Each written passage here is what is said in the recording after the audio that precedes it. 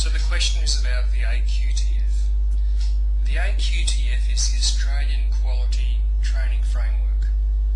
The most recent one is effective from the 1st of July 2007. So AQTF now is the same when someone is saying it as AQTF 2007.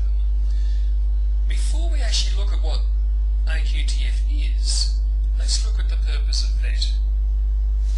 The purpose of vocational education and training is to ensure that people develop the skills and the knowledges and the abilities at a certain standard to perform certain jobs.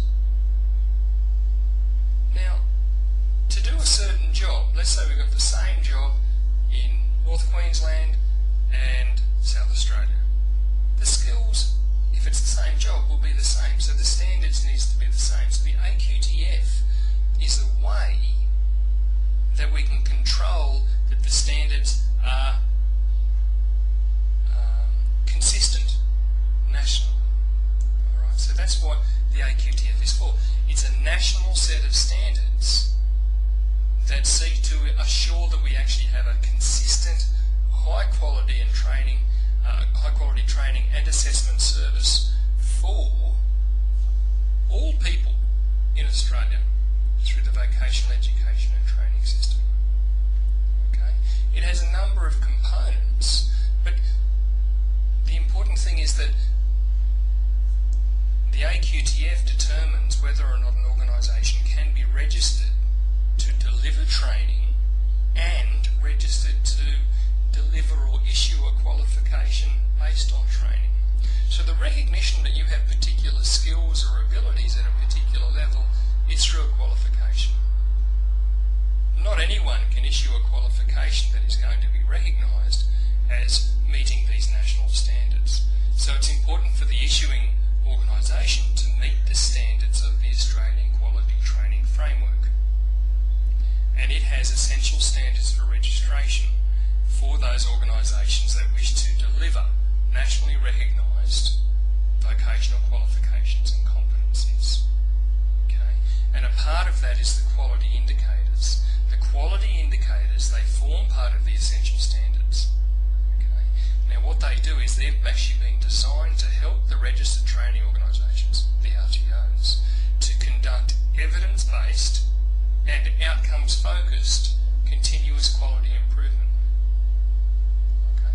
So the idea is that rather than putting some things in place to make sure that we meet appropriate standards as a training organisation, we're continually aiming to improve. And by doing that, we continually strive to improve our ability to meet the standards that ultimately industry requires to ensure that the people who are obtaining the qualifications that we issue are actually able to do the jobs that industry requires. Good for industry, good for people, and ultimately good for our nation. So within the quality indicators, and this really speaks to the role of an RTO, we need to focus on learner engagement. How well are our learners actually learning? How well are we engaging them? How well are we getting them involved in the whole process related to their training to make sure that our training is really based on their particular needs? How satisfied are employers with the training that we're actually delivering and the assessment that we're undertaking for their workers? And the third one, very important, how often, how frequently are people actually being able to complete certain units of competencies or certain entire qualifications?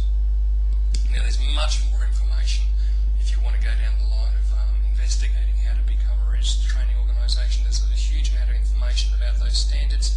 The training.com.au website is an important place to start. But for this particular course now, it's important to understand that the Australian Quality Training Framework, the word framework, structures, is a set of structures that we as trainers use to ensure that the training and the assessment that we undertake is at a quality